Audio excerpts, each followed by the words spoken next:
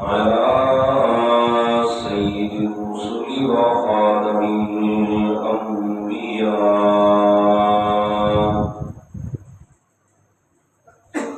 وعلى آله وأصحابه الأخيار. أما بعد فأعوذ بالله من الشيطان الرجيم. بسم الله الرحمن الرحيم. قل إن كان آباؤكم وأبناؤكم وإخوانكم وأزواجكم وعشيرتكم وأموال اقترفتموها وتجارة تخشون كسادها ومساكن ترضونها أحب إليكم من الله ورسوله وجهاد في سبيله فتربصوا حتى يأتي الله بأمره والله لا يهدي القوم الفاسقين.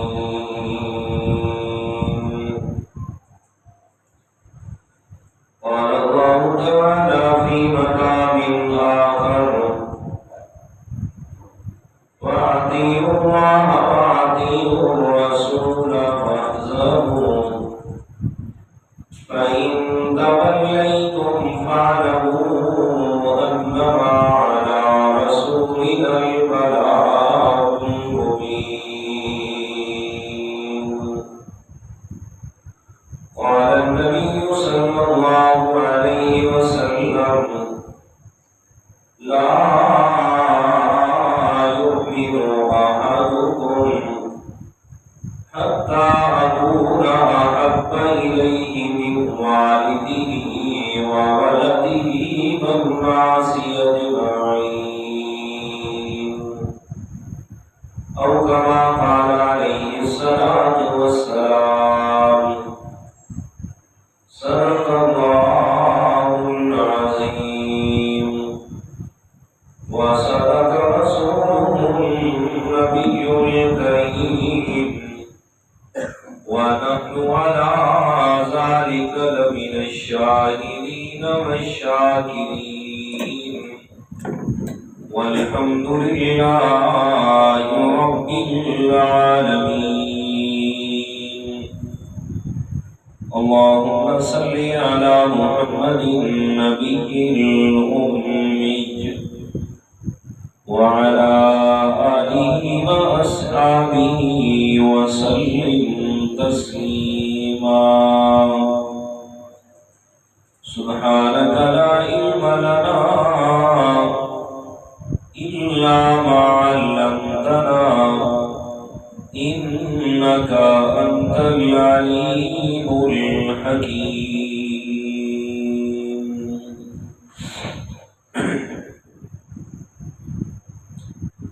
گرامی قدر سامعین،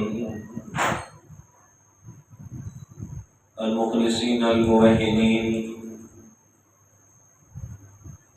دوستوں، بزرگوں، عزیز ساتھیوں،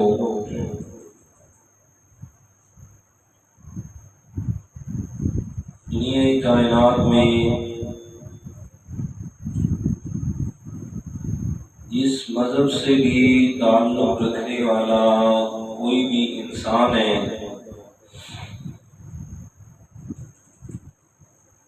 اور وہ جو بھی عمل کر رہا ہے اس عمل کے پیچھے سب سے بڑی جو بات کار فرما ہوتی ہے وہ یہ ہے کہ یہ عمل میرے لیے سود مند اور فائدہ مند ثابت ہو جائے، دنیا کے اعتبار سے بھی اور آخرت کے اعتبار سے بھی،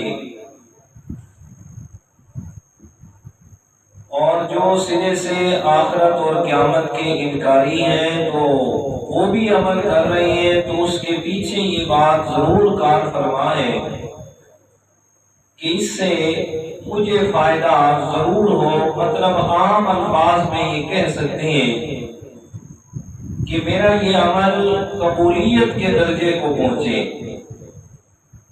چاہے دنیاوی اعتبار سے ہو، چاہے دینی اعتبار سے یا آخرت کے اعتبار سے۔ جب ہر آدمی کی یہ خواہش اور تمنا ہے تو اللہ تعالیٰ نے قرآن مقدس کے اندر اس بات کی وضاحت فرما دی کہ کوئی بھی ہونے والا نیک عمل میں اللہ تعالیٰ کے ہاں کیسے اور کب قابل قبول ہوگا، اس میں عام فام بات ہے، آپ سنتے رہتے ہیں کہ اعمال کی قبولیت کے لیے شرط ہے ایمان کی۔ اگر ایمان نہیں ہے، عقیدہ نظریہ قرآن و سنت کے مطابق نہیں ہے، تو اچھے سے اچھا عمل بھی اللہ تعالیٰ کے ہاں قابل قبول نہیں ہوگا۔ تو گویا اعمال کے لیے بمنزلہ روح کے ہے ایمان،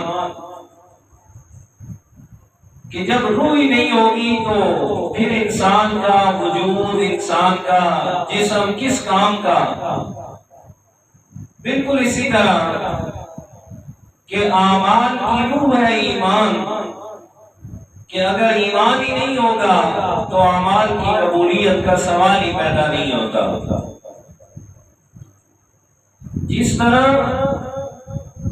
اعمال کے لیے بمنزلہ روح کے ہے ایمان، اسی طریقے اللہ تعالیٰ نے ایمان کی بھی ایک روح بنائی ہے کہ وہ کون سا ایمان میں اللہ تعالیٰ کے ہاں قابل قبول ہوگا، اور کس ایمان کے بل بوتے پر میں اللہ تعالیٰ کے ہاں بخشش اور مغفرت ملے گی۔ تو ایمان کی بھی ایک اللہ تعالیٰ نے روح بنائی ہے، جان بنائی ہے، اور اس ایمان کی روح کا نام ہے پیغمبر علیہ السلام سے محبت کا ہونا، یعنی محبت پیغمبر، محبت رسول۔ اگر پیغمبر سے محبت نہیں ہے تو جتنے مرضی ایمان کے دعوے کر لیں، جتنے مرضی اللہ ہو کے چلے کاٹ لیں، اگر پیغمبر سے محبت نہیں تو اللہ تعالیٰ نے سرے سے ایمان قبول ہی نہیں کرتا۔ تو اعمال کی روح ہے ایمان، اور ایمان کی روح بنائی اللہ تعالیٰ نے محبت پیغمبر۔ حدیث مبارک ہے، اپنی طرف سے نہیں کہہ رہا، حدیث مبارک ہے، آپ علیہ السلام نے فرمایا، حضرت عمر فاروق رضی اللہ تعالیٰ عنہ سے روایت ہے کہ آپ علیہ السلام فرماتے ہیں کہ عمر بتاؤ مجھ سے کتنی محبت کرتے ہو؟ فرمایا یا رسول اللہ ساری چیزوں سے بڑھ کر، لیکن اپنی جان سے زیادہ نہیں۔ تو آپ صلی اللہ علیہ وسلم نے فرمایا اگر اپنی جان سے بڑھ کر مجھ سے محبت نہیں کرتے تو آپ کا ایمان مکمل ہی نہیں ہے۔ جیسے سنا فرمایا یا رسول اللہ کعبہ کے رب کی قسم ہے، اب عمر آپ سے اپنی جان سے بھی بڑھ کے محبت کرتا ہے۔ تو میرے پیغمبر نے فرمایا فقط استکمل الایمان، اب آپ نے ایمان کو مکمل کر لیا ہے۔ تو ایمان کے لیے لازمی جز ہے پیغمبر کی محبت، اور اگر یہ نہیں ہے تو پھر ایمان سوائے کھوکھلا ہونے کے اور مردہ ہونے کے اور کچھ بھی نہیں۔ آج تو لوگوں کی زبان سے بڑے آسانی سے یہ الفاظ نکلتے ہوئے سنتے ہیں نا کہ جناب ہمیں حدیث کی ضرورت ہی نہیں ہے، ہر بات میں جی بس قرآن ہی کافی ہے۔ اگر صرف قرآن ہی کافی ہوتا تو پھر پیغمبر کے آنے کا کیا مقصد تھا؟ حدیث مبارکہ ہے، آپ صلی اللہ علیہ وسلم نے فرمایا قیامت کے قریب ایک ایسا وقت آئے گا کہ ایک آدمی اپنے تخت اور اپنی کرسی پہ ٹیک لگا کے بیٹھا ہوگا اور اسے میں پیغمبر کی ایک حدیث پہنچے گی، وہ حدیث سن کر اس کا انکار کرے گا اور کہے گا مجھے اس حدیث کی کوئی ضرورت نہیں ہے، میرے لیے اللہ کا قرآن ہی کافی ہے، جو قرآن میں حلال ہے وہ حلال، جو حرام ہے وہ حرام ہے، بس ہمیں حدیث کی ضرورت نہیں۔ میرے پیارے پیغمبر نے فرمایا خیال کرنا جس طرح اللہ تعالیٰ نے قرآن مجید میں جو چیز حرام کی ہے نا وہ حرام ہے، اسی طرح میں پیغمبر نے جس چیز کو حرام کہا ہے وہ اسی طرح ہی حرام ہے جس طرح میرے رب نے اس کو حرام کی ہے۔ تو جب تک پیغمبر کی محبت نہیں سو ایمان کی تکمیل نہیں ہے۔ یہ آیت کریمہ جو آپ کے سامنے پڑھی ہے میں نے خطبے میں، تو اس کے اندر بھی اللہ تعالیٰ نے اسی کی وضاحت فرمائی ہے۔ ترجمہ دیکھیں اور پھر بات کو آگے بڑھاتے ہیں۔ فرمایا اعوذ باللہ من الشیطان الرجیم بسم اللہ الرحمن الرحیم قل ان کان آباؤکم وابناؤکم واخوانکم وازواجکم وعشیرتکم وأموال اقترفتموها وتجارة تخشون كسادها ومساكن ترضونها أحب إليكم من الله ورسوله وجهاد في سبيله فتربصوا حتى اللہ بِأَمْرِهِ۔ آیت کریمہ سورۃ توبہ اور آیت کا نمبر 24 ہے، 10واں پارہ۔ 10 چیزیں اللہ تعالیٰ نے یہاں گنوائی ہیں، 8 چیزیں گنوائی کہ جن کے ساتھ انسان کی محبت بہت زیادہ ہوتی ہے۔ اللہ تعالیٰ فرماتے ہیں قل فرما دیجیے میرے پیارے پیغمبر صلی اللہ علیہ وسلم اور دنیا کائنات کے لوگوں، ان کان آباؤکم اگر تمہارے والدین و ابناؤکم اور تمہارے بیٹے اولاد و اخوانکم اور تمہارے بھائی و ازواجکم اور تمہاری بیویاں و عشیرتکم اور تمہارا خاندان اور کنبہ اور قبیلہ و اموال اقترفتموها اور وہ مال جسے آپ نے کمایا ہے، کمائی کر کے جس کو آپ نے حاصل کیا، وتجارت تخشون کسادها اور وہ کاروبار اور تجارت کہ جس کے نقصان سے ہر وقت ڈرتے رہتے ہو، وَمَسَاكِنُ تَرْضَوْنَهَا اور وہ مکانات اور محلات کہ جن میں رہنا تمہیں بہت زیادہ پسند ہے۔ یہ 8 چیزوں کی محبت انسان کے دل میں ہوتی ہے، والدین ہیں، اولاد ہیں، بھائی ہیں، بیوی ہے، رشتہ دار ہیں، فرمایا اس کے علاوہ مال و دولت ہے، تجارت ہے اور مکانات ہیں۔ فرمایا ان چیزوں کی محبت فرمایا احب الیکم من اللہ ورسولہ وجہاد فی سبیلہ۔ یہ 8 چیزیں ایک طرف، ان کے مقابلے میں اللہ کی محبت ہے، پیغمبر کی محبت ہے اور اللہ کے راستے میں جہاد کرنے کی محبت ہے۔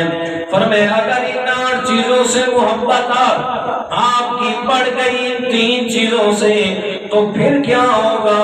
فتربصوا حتی یأتی اللہ بأمرہ، پھر انتظار کرو اس بات کا کہ میں اللہ تعالیٰ کا عذاب کب آپ پہ آتا ہے۔ یہ تو آیت کریمہ کا ترجمہ۔ اب حدیث مبارکہ بھی سنی اور پھر بات واضح ہو۔ میرے پیارے پیغمبر نے فرمایا لا یؤمن احدکم حتی اکون احب الیہ من والدہ وولدہ والناس اجمعین۔ فرمایا دنیا والوں، اگر میں پیغمبر تمہیں ساری کائنات سے بشمول اولاد کے، والدین کے، رشتہ داروں کے، فرمایا اگر میں پیغمبر ساری کائنات سے بڑھ کر تمہیں محبوب نہ ہو جاؤں، فرمایا لا یؤمنو، اس وقت تک تمہارا ایمان مکمل ہی نہیں ہونا۔ ایمان کی تکمیل تبھی ممکن ہوگی کہ جب آپ ساری کائنات سے بڑھ کے محبت کس سے کریں گے؟ اللہ تعالیٰ کے پیارے پیغمبر جناب محمد رسول اللہ صلی اللہ علیہ وسلم سے۔ اب یہ آیت کریمہ اللہ تعالیٰ نے مسلم طور میں ایمان کی سلامتی کے لیے، ایمان کی تکمیل کے لیے ایک اصول اور قانون کے تحت بیان فرما دی ہے۔ فرمایا ایک طرف والدین کی محبت ہے، ایک طرف اولاد کی محبت ہے، ایک طرف بیوی اور خاندان کی محبت ہے، مال و دولت کی محبت، تجارت اور مکانات اور گاڑیاں اور محلات کی محبت، اس کے مقابلے میں پیغمبر کی سنت ہے، اللہ تعالیٰ کا حکم ہے اور اللہ تعالیٰ کے راستے میں جہاد کرنے کی محبت ہے۔ فرمایا یہ تقابل جب ہوگا، جب کمپٹیشن، فرمایا جب یہ مقابلہ آئے گا، پھر انسان کے ایمان کا امتحان اور امتحان ترازو میں آئے گا۔ فرمایا جب تقابل آ گیا، پھر کس طرف تیرا جھکاؤ ہوتا ہے، کس طرف تو جھکتا ہے؟ آیا پیغمبر کی سنت سے محبت کر کے ساری چیزوں کو پیچھے چھوڑ دیتا ہے، یا پھر پیغمبر کی سنت کو پیچھے کر کے ان سب رشتہ داریوں کو نبھانا جاتا ہے؟ اللہ اکبر۔ اب صحابہ کرام کی زندگی سنیں اور پھر جا کے آخر میں خلاصہ عرض کروں گا۔ یہ بات آ گئی، اس کے ساتھ ایک اور بھی آیت کریمہ دیکھیے گا، وہاں اللہ تعالیٰ نے صحابہ کرام کی تعریف بھی فرمائی اور ساتھ میں آنے والے لوگوں کے لیے ایک اصول اور قانون کو بھی بیان فرما دیا۔ فرمایا کون ہے تم میں سے جو اس بات کا دعویٰ کرتا ہے کہ میں پکا اور سچا مومن ہوں؟ فرمایا اب دعویٰ کیا ہے تو آیا اس دعوے میں کتنا سچا ہے اور کس حد تک اس دعوے کو نبھانے والا ہے؟ اللہ تعالیٰ نے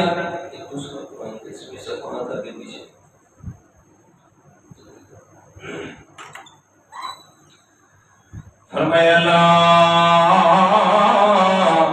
تجد قوما یؤمنون باللہ، میرے پیارے پیغمبر جو لوگ میں اللہ تعالیٰ پر ایمان لے آئے، جن لوگوں نے میں اللہ تعالیٰ کو مانا ہے، ان کی کیفیت کو میں آپ کے سامنے بیان کر رہا ہوں میرے پیارے پیغمبر۔ یوادون من حاد اللہ ورسولہ ولو کانوا آباءہم او ابناءہم او اخوانہم او عشیرتہم۔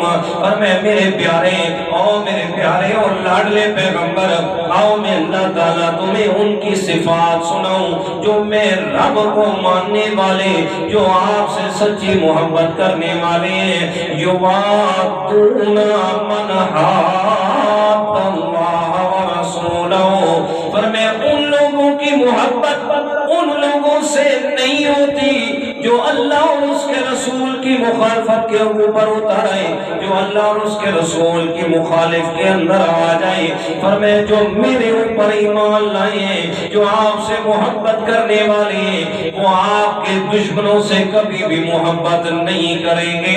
وَلَوْ كَانُوا آباءہم، اگرچہ وہ دشمن والدین ہی کیوں نہ ہو، بیٹے ہی کیوں نہ ہو، بھائی کیوں نہ ہو، رشتہ داری کیوں نہ ہو، پر میں تیری محبت کے مقابلے میں پر میں انہیں کسی کی محبت بھی مجبور کرنے والی نہیں ہے۔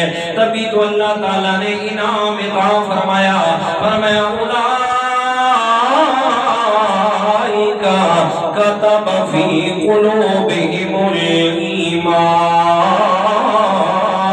میرے پیغمبر جو تجھ سے سچی محبت کرنے والے، جو تیرے ساتھ اپنے ساری زندگی کی محبت نچاور کرنے والے ہیں، پر میں ان کو انعام میں نے یہ دیا، ان کے دلوں پہ میں اللہ تعالیٰ نے اپنی رحمت کے ہاتھوں سے خود ایمان کو لکھ دیا ہے۔ اب صحابہ کرام کیسے عمل کر کے دکھایا ہے؟ پہلا غزوہ بدر، بڑا عجیب معرکہ، بڑا عجیب غزوہ اور عجیب جنگ ہے۔ فرمایا جو آمنے سامنے ہوئے، ایک طرف 313 مٹھی بھر جماعت میرے پیارے پیغمبر کے ساتھ، اور دوسری طرف ابو جہل کا 1000 کا لشکر ہے۔ پر میں ایک تو یہ موازنہ، اب دوسری طرف دوسرا منظر بھی سنیے گا۔ فرمایا میرے پیارے پیغمبر کا لشکر مقابلے میں ابو جہل کا لشکر ہے، پر میں ابو جہل کے لشکر میں بیٹا ہے تو پیغمبر کے لشکر میں والد ہے، ایک بھائی ابو جہل کے ساتھ، دوسرا بھائی میرے پیغمبر کے لشکر میں، پر میں ایک آدمی ماموں ہے تو ابو جہل کے ساتھ، بھانجا ہے تو میرے پیارے پیغمبر کے ساتھ ہے، پر میں یہ قریبی رشتہ دار آمنے سامنے، اب یہ آمنے سامنے تلواریں لے کے کھڑے ہوئے ہیں۔ اور میرے دوستوں بتاؤ نہ ذرا، یہ جو قریبی رشتہ داروں سے آگے نہ لڑنے کے لیے مسلمانوں نے کچھ بھی خیال نہ کیا، یہ والد ہے، یہ ماں ہے، یہ باپ ہے، یہ بھائی ہے، یہ رشتہ دار ہے، اس کے پیچھے جو سب سے بڑی بات تھی وہ میرے پیارے پیغمبر کی محبت تھی۔ کیا تھی جی؟ محبت تھی کہ جس پر مسلمانوں نے پیچھے مڑ کے بھی نہ دیکھا۔ میرے پیارے پیغمبر کے ایک صحابی ہیں سیدنا حضرت ابو بکر صدیق رضی اللہ تعالیٰ عنہ، یہ میرے پیغمبر کے سائے میں، میرے پیغمبر کے لشکر میں، اور ان کا بیٹا حضرت عبد الرحمن بن ابی بکر، فرمایا یہ ابو جہل کے لشکر میں ہے۔ فرمایا جنگ ختم ہو گئی، کچھ عرصے کے بعد یہ بھی مسلمان ہو گئے، بیٹھے نہ میرے پیغمبر کی محفل میں اور بات چیت شروع ہوئی ہے۔ عبد الرحمن رضی اللہ تعالیٰ عنہ فرماتے ہیں، کہتے ہیں ابا جی وہ جو غزوہ بدر کا واقعہ ہوا ذرا یاد کرنا، تو تھا پیغمبر کے ساتھ، میں تھا ابو جہل کے ساتھ، اور میں لڑائی کے دوران کتنی دفعہ ایسا ہوا کہ آپ میری تلوار کے نیچے آئے اور میں نے آپ کو والد سمجھ کے چھوڑ دیا، ابا جی میرا شکریہ ادا کر کہ میں نے آپ کو قتل نہیں کیا۔ اب سنیے گا میرے پیارے ابو بکر کا جواب کیا فرماتے ہیں، فرماتے عبد الرحمن بیٹا میں نہیں، تو میرا شکریہ ادا کر، میں اگر اس دن تو میری تلوار کے نیچے آ جاتا، کعبہ کے رب کی قسم ہے ابو بکر تیرے بھی ٹکڑے کر کے رکھ دیتا، اس لیے کہ تو کسی اور ذریعہ سے لڑ رہا تھا اور میں تو گیا تھا پیغمبر کی محبت کی سچائی کو ثابت کرنے کے لیے کہ ہمیں پیغمبر سے جان سے زیادہ محبت ہے، تو میرا شکر کر، تو بچ گئے جو آج ایمان کو بول کر کے بیٹھا ہے، اگر تو آ جاتا نا ابو بکر کے سامنے تجھے بھی کاٹ کے رکھ دیا جاتا۔ اور میرے دوست یہ صحابہ کرام ہیں، غزوہ بدر ہجرت کا واقعہ دیکھیے گا، حضرت ابو بکر صدیق رضی اللہ تعالیٰ عنہ مکہ سے نکلے غار ثور کی طرف، کبھی دائیں ہوتے ہیں، کبھی بائیں ہوتے ہیں، کبھی آگے ہوتے ہیں، کبھی پیچھے ہوتے ہیں۔ میرے پیارے پیغمبر فرماتے ہیں ابو بکر ساتھ چل رہے، یار کیا کرتا ہے یہ دائیں بائیں آگے پیچھے کیا مسئلہ ہے؟ کہتے ہیں یا رسول اللہ مجھے آپ سے محبت جو اتنی زیادہ ہے، میں جب دائیں ہوتا ہوں تو خیال آتا ہے کہ دشمن بائیں سے نہ حملہ کرتے, جب آگے ہوں تو خیال آتا ہے دشمن پیچھے سے نہ حملہ کر دے, میں ہر طرف سے آ رہا ہوں, اگر حملہ ہو تو پہلے ابو بکر کی جان جائے گی, بات میں آپ تک پہنچنا ہوگا. جی یہ میرے پیارے پیغمبر سے محبت ہے کہ اللہ تعالیٰ کے پیارے پیغمبر پر میں صحابہ اکرام کو درس دیا, پھر انہوں نے وہ عمل کر کے دکھایا عملاً اس کو ثابت کیا. حضرت علی رضی اللہ تعالیٰ عنہ کو دیکھ لیجئے گا, ہجرت کی رات ہے, بلایا, فرمایا پیارے علی ادھر آؤ. جی یا رسول اللہ حکم فرمائیے گا. فرمایا باہر سارے لوگ کھڑے ہیں, یہ مجھے قتل کرنے کے لیے آئے ہیں, اور میں آپ کو حکم دے رہا ہوں آپ میرے بستر پہ سو جائیں. میرے بستر پہ سو جائیں. اور آج اس بستر پہ سونا آسان تھا, اس لیے کہ جس نے ادھر سونا ہے اس نے اپنی جان کی قیمت چکا دی ہے, اس نے جان پیش کرنی ہے کہ باہر مکہ والے کیا کریں, اسی بستر پہ سونے والے کو قتل کرنے کے لیے کریں. لیکن قربان جاؤں, حضرت ابوبکر صدیق, حضرت علی رضی اللہ تعالیٰ عنہ ذرہ برابر بھی نہیں ہچکچائے. فرمایا یا رسول اللہ اگر آپ کا حکم ہے تو یہ جان لیں گے تو کیا ہوگا, آپ کے لیے تو علی کی جان بھی حاضر ہے. حضرت علی رضی اللہ تعالیٰ عنہ میرے پیارے پیغمبر کی محبت کا ثبوت دیا اور آپ کے بستر پہ سو گئے. اللہ کے پیارے پیغمبر یہاں سے نکلے مدینہ کی طرف, غار ثور میں 3 دن ٹھہر کے مدینہ کا سفر شروع ہو گیا. اور میں جا رہے ہیں, پیچھے مکہ والوں نے اعلان کر دیا, فرمایا کہ جو کوئی بھی ابو بکر اور پیارے پیغمبر کو دونوں کو پکڑ کے لائے گا تو 200 اونٹ انعام ملیں گے, ان میں سے ایک کو پکڑ کے لائے گا تو 100 اونٹ انعام دیا جائے گا.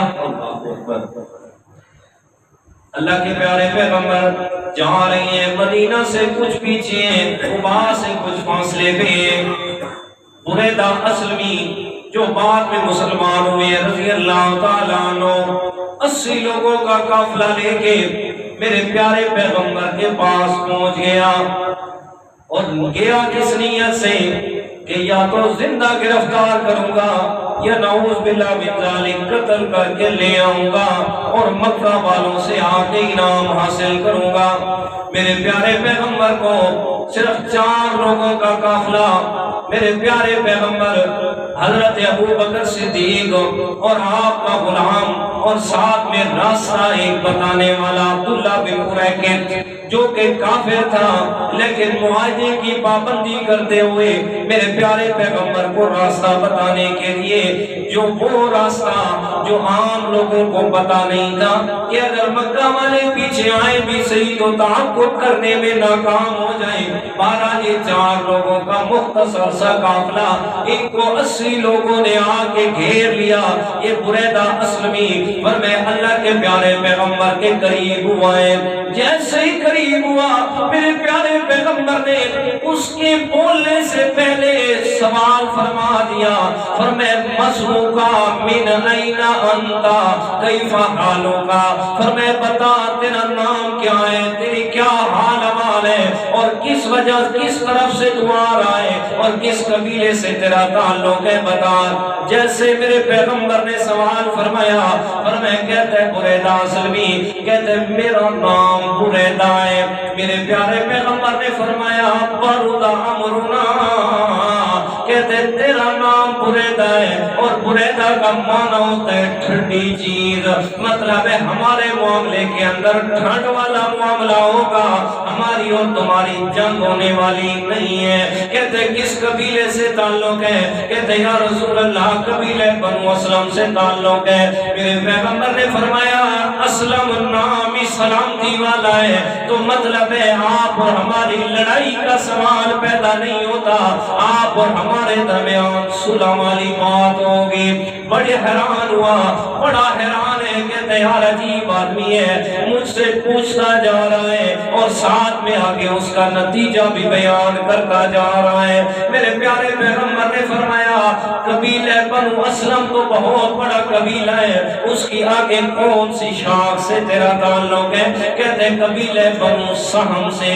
اللہ کے پیارے پیغمبر نے فرمایا ابو بکر خرج سہموں کا، مبارک ہو تجھے کہ اس میں سے آپ کا بھی حصہ نکال آیا ہے۔ مطلب ہے جیسے میرے ساتھ لڑائی نہیں ہوگی، آپ کے ساتھ بھی یہ لڑنے والا نہیں ہے۔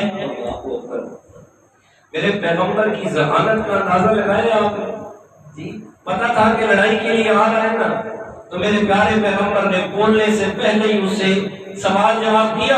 بریدہ حیران ہے، کہتے ہیں خود کہتے ہیں ہمارے تیرا نام ہی اتنا ٹھنڈا ہے، پھر تو کیسے لڑنے کے لیے آ گیا؟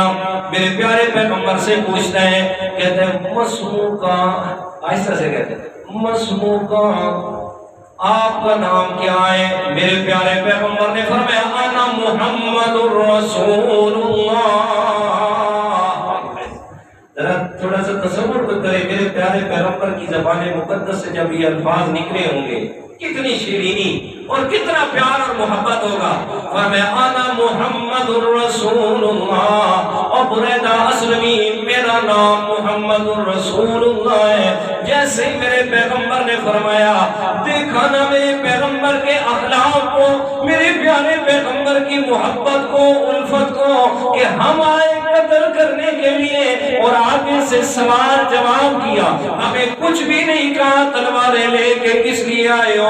اتنا متاثر ہوا، میرے پیغمبر نے فرمایا محمد الرسول اللہ۔ آگے سے بریدہ اسلمی کہتے ہیں اشہد ان لا الہ الا اللہ وحدہ لا شریک لہ واشہد ان محمدا عبدہ ورسولہ۔ صرف ایک نہیں، وہ جو 80 لوگوں کو ساتھ لے کے آیا تھا وہ سارے کے سارے اسی وقت مسلمان ہو گئے۔ یہ میرے پیارے پیغمبر کی محبت کا نتیجہ ہے۔ پھر اتنی محبت اللہ تعالیٰ کے پیارے پیغمبر فرمایا کتنا فاصلہ رہ گیا یار مدینہ سے؟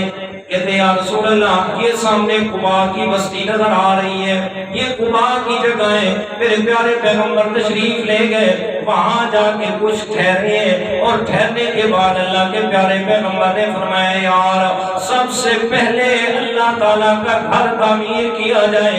چنانچہ میرے پیارے پیغمبر نے مسجد قباء کی بنیاد رکھی ہے۔ بنیاد رکھنے کے بعد ایسا نہیں کیا پھر خود کرسی پہ تشریف فرما کے بیٹھ گئے اور اپنے غلاموں سے کام کروا رہے ہو۔ نانا میرے پیارے پیغمبر خود مسجد کی تعمیر ہو رہی ہے، خود ساتھ میں پتھر اٹھا کے لا رہے ہیں اور صحابہ کرام کے ساتھ کام کروا رہے ہیں۔ یہ پہلی مسجد اسلامی تاریخ کے اندر کہ جو میرے پیارے پیغمبر نے بنائی ہے، کہ جس کی تعریف اللہ تعالیٰ نے قرآن مجید میں فرمائی، فرمایا لمسجد اسس علی التقوی، فرمایا دنیا والوں یہ پہلی مسجد قباء ہے کہ جس کی بنیاد اللہ تعالیٰ کے ڈر پہ رکھی گئی۔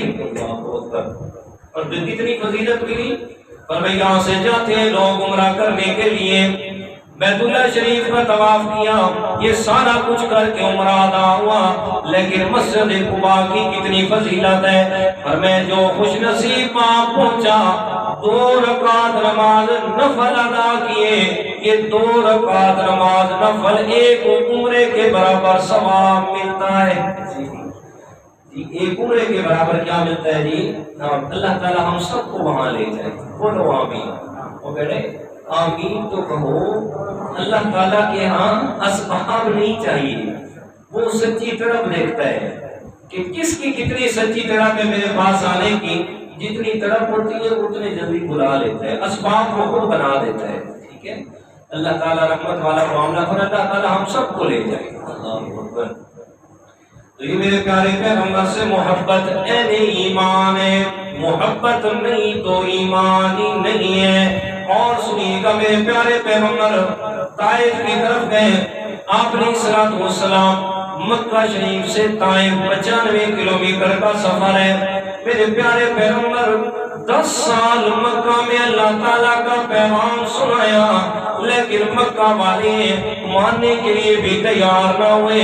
ابھی یہ جو 3 سال کا مقاطعہ، 3 سال کا سوشل بائیکاٹ میرے پیارے پیغمبر کا ختم ہوا ہے۔ نبوت کے 7ویں سال سے لے کر 10ویں سال تک مکہ میں واپس آئے، پر میں میرے پیارے پیغمبر مسلمانوں سے کوئی بات بھی نہیں کرتا۔ میرے پیارے پیغمبر نے فرمایا چلو یار طائف کی طرف جاتے ہیں، وہاں جا کر ان سے بات کرتے ہیں، ہو سکتے ہیں وہ اللہ کا پیغام مان لے اور سن لے۔ میرے پیارے پیغمبر حضرت زید بن حارثہ رضی اللہ تعالیٰ عنہ کے ساتھ مکہ سے نکلے۔ 95 کلومیٹر میرے پیارے پیغمبر نے پیدل سفر کیا ہے، طائف پہنچے ہیں۔ وہاں طائف کے 3 بڑے سردار فرمایا ان کے گھر تشریف لے گئے اور وہاں جا کے فرمایا میں مکہ سے آیا ہوں اور جناب میرا آنے کا مقصد بھی سنیے گا۔ وہ کر کیا رہے تھے؟ تینوں بھائی بیٹھ کے بیت اللہ شریف کا غلاف سلائی کر رہے تھے۔ وہ تینوں میرے پیارے پیغمبر نے اپنا تعارف کروایا، مکہ کا رہنے والا ہوں، قبیلہ بنو ہاشم قریش سے میرا تعلق ہے اور میں پیغام یہ لے کے آیا ہوں، انا محمد رسول اللہ انی رسول اللہ الیکم جمیعا قولوا لا الہ الا اللہ تفلحوا تطیعوا العرب والعجم۔ او سرداروں میں اللہ کا رسول تمہاری طرف بن کے آیا ہوں اور میرا پیغام ہے صرف لا الہ الا اللہ پڑھ لو تو کامیابیاں تمہارا مقدر بن جائیں گی۔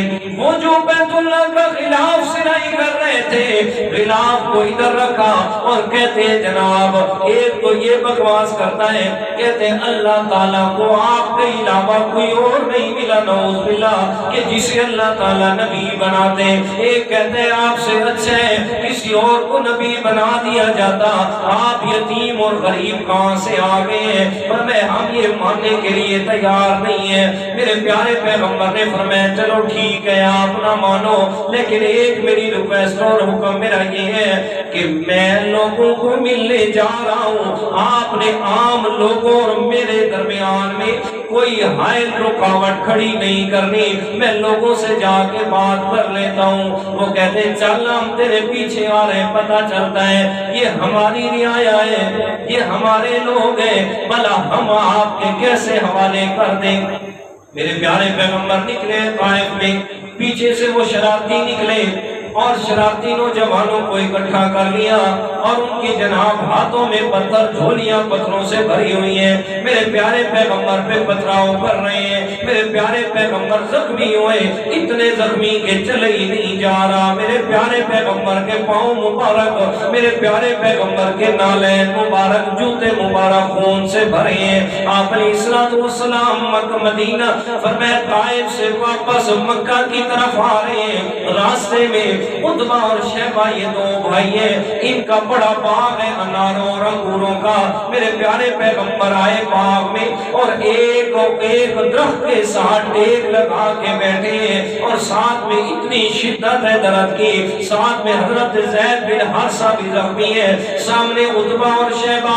دیکھا نا میرے پیغمبر کو زخمی حالت میں، پر میں اپنے غلام عباس کو کہتے ہیں یار یہ انگور لے جا اور اسے پیش کر، چلو اور نہیں تو ہمارا خاندانی تو ہے تو ہمارا قریشی بھائی نا، مانتے نہیں ہے اپنی جگہ پہ ہے۔ یہ عباس گیا میرے پیارے پیغمبر کے پاس انگور لے کے، تاشت کے اندر انگور رکھے ہوئے ہیں، ایک پلیٹ میں انگور رکھ کے میرے پیارے پیغمبر کو پیش فرمائے۔ میرے پیارے پیغمبر نے جیسے ہی انگور ایک توڑا فرمایا بسم اللہ الرحمن الرحیم۔ عباس غلام کہتے ہیں اللہ اے انسان ذرا یہ تو بتانا یہاں تو بسم اللہ والا کوئی بھی نہیں ہے، سارے بسم اللہ والعزیٰ والے ہیں، سارے اپنے خداؤں کے نام لے کے شروع کرتے ہیں۔ آپ کون ہیں جو آپ اللہ کا نام لے کے شروع کر رہے ہیں؟ میرے پیارے پیغمبر نے فرمایا میرا چھوڑے، آپ بتائیں کہاں کے رہنے والے ہیں؟ کہتے ہیں میں عراق کا رہنے والا ہوں، عراق کے آگے نینوا بستی کا میرا تعلق ہے۔ میرے پیغمبر نے فرمایا وہ نینوا بستی تھی کہ جس میں میرے بھائی حضرت یونس علیہ السلام تشریف لائے تھے۔ فرمایا یہ جو میرے پیغمبر کے ساتھ اس کا مکالمہ ہوا، وہ جو پیار اور محبت کی باتیں ہوئی ہے نا، جیسے ہی اس نے سنا میرے پیغمبر کی زبان سے، کہتے جناب میں یونس علیہ السلام ہمارے بھائی تھے، کہتے ہیں وہ یونس علیہ السلام اللہ کے سچے پیغمبر تھے، اور ان کا پتہ کیا آپ کو کریں تو یہ اس بات کا پتہ دیتی ہے کہ آپ اللہ کے سچے پیغمبر ہو۔ اور وہ اداس غلام فوراً اسی وقت میرے پیغمبر کی محبت سے متاثر ہو کے مسلمان ہو گیا۔ میرے پیارے پیغمبر یہاں سے اٹھے، تھوڑا سا آگے چلے، بادلوں کا سایہ ہوا میرے پیارے پیغمبر پہ، اور ان بادلوں کے سائے میں سے حضرت جبرائیل علیہ السلام سامنے آئے۔ فرمایا یا رسول اللہ، اللہ تعالیٰ نے مجھے بھیجا ہے اور حکم فرمایا ہے جاؤ میرے پیارے پیغمبر سے بات کرو اور ان سے پوچھ کے آؤ، بتاؤ آج کیا چاہتے ہو، اگر چاہتے ہو تو اسی وقت میں اللہ تعالیٰ ان مکہ اور طائف والوں کو ان پہاڑوں کے درمیان میں کچل کے ان کو ختم کر دیا جائے گا۔ اب میرے پیارے پیغمبر کے الفاظ بھی سنیے گا، فرماتے ہیں اللہم انی اشکو الیک ضعف قوتی وقلت حیلتی۔ فرماتے ہیں یا اللہ میں بالکل ناتواں اور کمزور ہوں، اور جس قوم کو میرے پلے میں ڈالا ہے اتنی سخت ہے کہ وہ مجھے پتھروں سے مار رہی ہے، میرے پاس کوئی ہیلا اور سبب نہیں ہے میرے اللہ، تو یہ سارا کچھ کرنے والا۔ جب اللہ کی طرف سے یہ پیغام آیا اور میں میرے پیغمبر حکم فرمائے اور ان کو ان پہاڑوں کے درمیان میں کچل دیا جائے گا، اللہ کے پیارے پیغمبر فرماتے ہیں میرے اللہ جتنی دیر میں ان کو عذاب دینا ہے، جتنی دیر میں ان پر تیرا عذاب نازل ہونا ہے، مولا میں پیغمبر عرض کرتا ہوں ان کو عذاب نہ دے، ان کے مقدر نصیب میں ہدایت کر دے تو میں پیغمبر اپنا خون بھی معاف کرتا ہوں۔ جی تو یہ میرے پیارے پیغمبر کی محبت، اور آپ نے صلوات و سلام سے اگر محبت نہیں تو پھر ایمان مکمل ہی نہیں۔ اب آیت کریمہ پہ واپس آئیں جو میں نے عرض کیا تھا کہ خلاصہ عرض کروں گا آخر میں، اور میں قُلْ إِن كَانَ آبَاؤُكُمْ وَأَبْنَاؤُكُمْ وَإِخْوَانُكُمْ وَأَزْوَاجُكُمْ وَعَشِيرَتُكُمْ وَأَمْوَالٌ اقْتَرَفْتُمُوهَا وَتِجَارَةٌ تَخْشَوْنَ كَسَادَهَا وَمَسَاكِنُ تَرْضَوْنَهَا۔ فرمایا یہ 8 چیزیں، والدین کی محبت، اولاد کی محبت، فرمایا بھائیوں کی محبت، بیویوں سے محبت، رشتہ داروں سے محبت، مال و دولت سے محبت، تجارت سے محبت، اور اچھے مکانات بنانے کی محبت۔ فرمایا یہ 8 چیزوں کی محبت ایک طرف، احب الیکم من اللہ ورسولہ وجہاد فی سبیلہ۔ فرمایا اب ان کے مقابلے میں میرے پیغمبر کی سنت آ گئی، ان کے مقابلے میں میرے پیغمبر کی سیرت کا حکم آ گیا۔ فرمایا اب جب مقابلہ بنائے اب ایمان کا امتحان ہوگا کہ اس تقابل میں آیا تیرا اور میرا جھکاؤ فرمایا سنت کی طرف ہوتا ہے یا ان رشتہ داروں کی طرف ہوتا ہے، سنت سے محبت ہوتی ہے یا پھر ہمارا جھکاؤ جناب مال و دولت اور مکانات کی طرف ہو جاتا ہے۔ فرمایا یہ امتحان ہوگا، اگر اس میں جھکاؤ پیغمبر کی سنت کی طرف ہو گیا پھر تو ایمان کامل بھی اور مکمل بھی، اور اگر اس کا الٹ ہو گیا تو پھر فرمایا فَتَرَبَّصُوا حَتَّى يَأْتِيَ اللَّهُ بِأَمْرِهِ۔ پھر دنیا والوں تیار ہو جاؤ، تمہیں میں اللہ کے عذاب سے کوئی بھی نہیں بچا سکتا۔ اب اس آیت کے ضمن میں ہر آدمی نے اپنے ایمان کو تول لے کہ آیا میں کس درجے میں ہوں، کہ میرا ایمان کس درجے میں ہے، کہ آیا میری خوشی میرا غم، میری زندگی میرے معاملات میری تجارت، جی میرا لین دین لوگوں سے تعلق اٹھنا بیٹھنا، آیا پیغمبر کی سنت کے ساتھ ہے یا نہیں ہے؟ اگر نہیں ہے تو پھر تو فکر کرے، اور اگر ہے تو پھر شکر کرے کہ مولا تیرا شکر ہے تو نے مجھے یہ توفیق عطا فرمائی، اور اگر تو نہ دیتا تو بھلا میں کیسے ایمان کی تکمیل کر سکتا تھا اور ایمان کی حفاظت کر سکتا تھا۔ لیکن افسوس ہے میرے دوستوں، افسوس ہے اس بات پر ہمارے معاشرے میں آج اس حد تک پیغمبر کی سنت سے لا علمی تو نہیں کہوں گا، اس لیے کہ یہ جہالت اس دور میں رہی نہیں۔ وہ الگ بات ہے حاجی صاحب کے پڑھے لکھے جاہل بن گئے، وہ الگ بات ہے، مگر نہ کوئی آدمی یہ نہیں کہہ سکتا کہ مجھے اس بات کا پتہ نہیں ہے، کہ مجھے اس بات کا پتہ نہیں ہے، کوئی یہ نہیں کہہ سکتا۔ کیوں؟ اس لیے کہ اس حد تک جدیدیت آ گئی، جدید سے جدید دور میں ہم سب چل رہے ہیں کہ ایک سیکنڈ کے اشارے کی دیر پر سب کچھ آپ کے سامنے ہوتا ہے۔ جو کچھ بھی آپ حاصل کرنا چاہیں، جس سوال کا جواب لینا چاہیں، کچھ بھی کرنا چاہیں، ایک کلک پہ اور ایک سیکنڈ کی دیر پہ آپ کے سامنے وہ حاضر ہو جاتا ہے۔ بھلا یہ دور کوئی یہ نہیں کہہ سکتا کہ مجھے پتہ نہیں ہے۔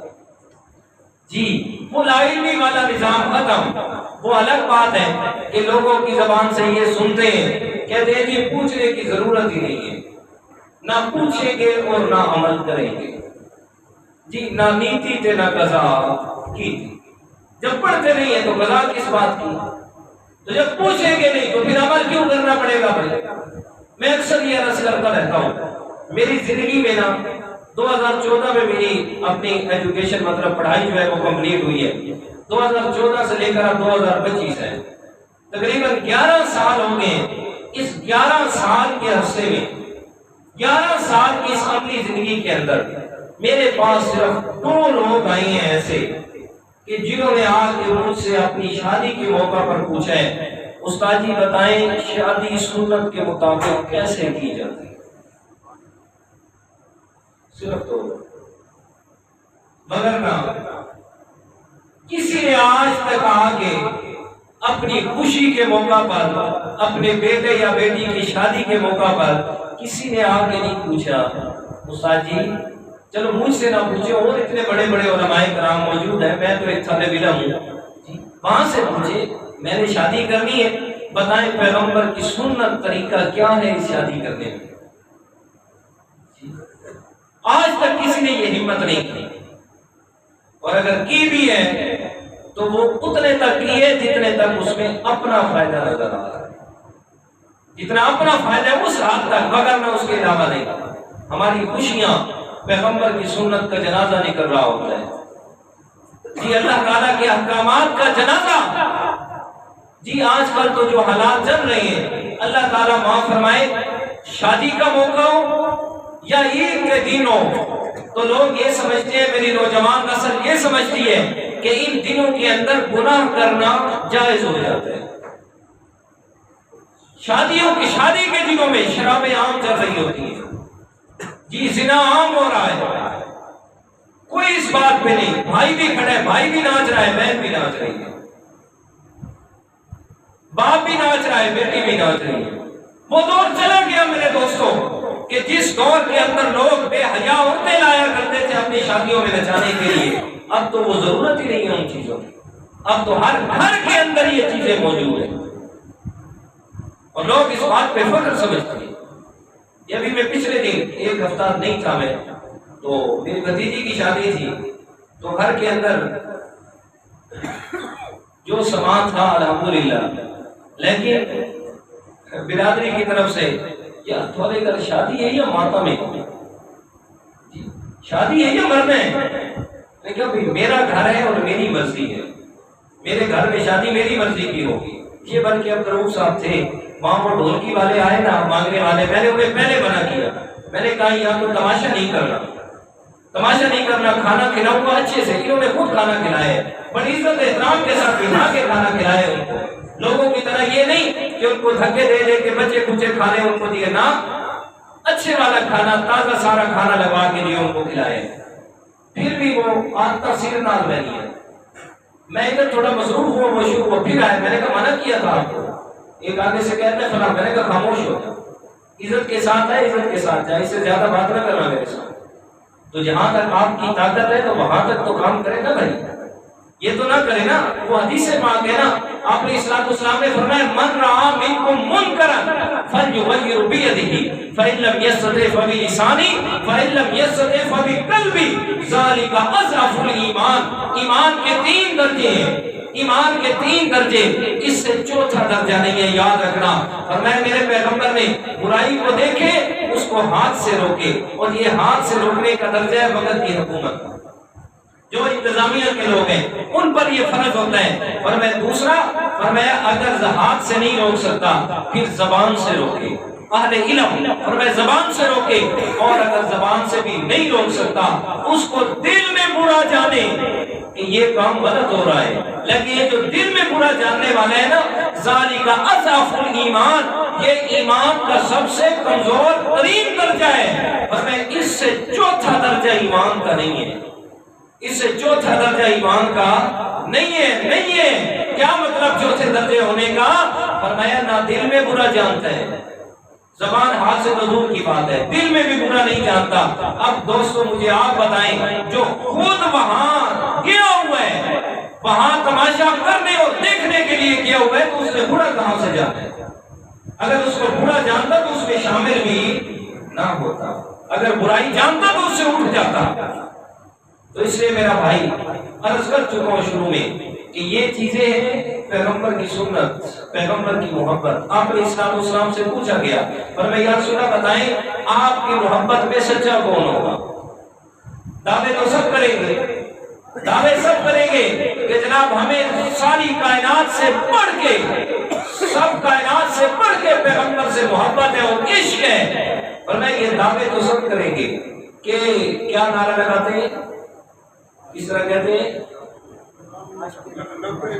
نہیں نہیں موت بھی قبول ہے، موت بھی قبول ہے، جی یہ نعرے بھی لگائیں گے سارا، لیکن ذرا یہ تو بتا دیں کہ اپنی محبت کے دعوے میں سچا کون ہوگا؟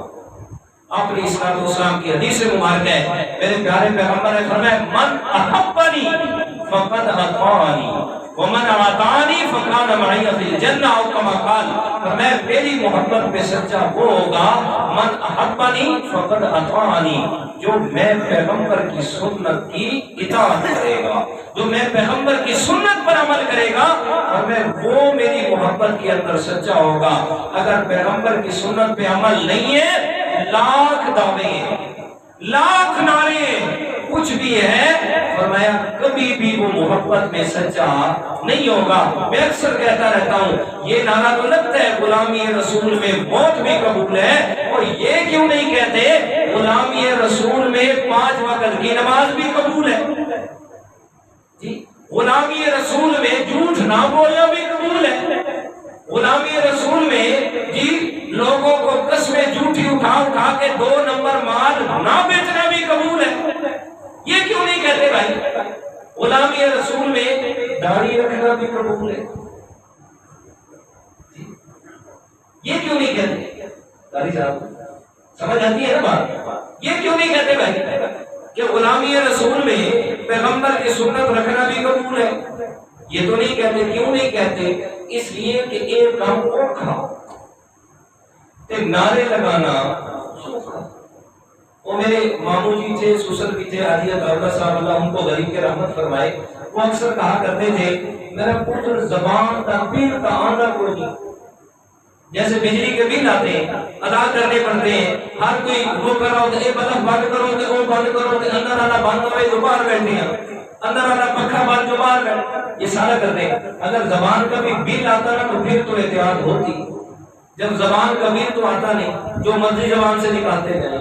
تو میرے دوستو جب تک عمل پیغمبر کی سنت کے مطابق نہیں ہوگا، زبانی دعووں سے کچھ بھی بننے والا نہیں ہے۔ بہرحال جو کچھ کہا سنا اللہ تعالیٰ کی توفیق فرمائے۔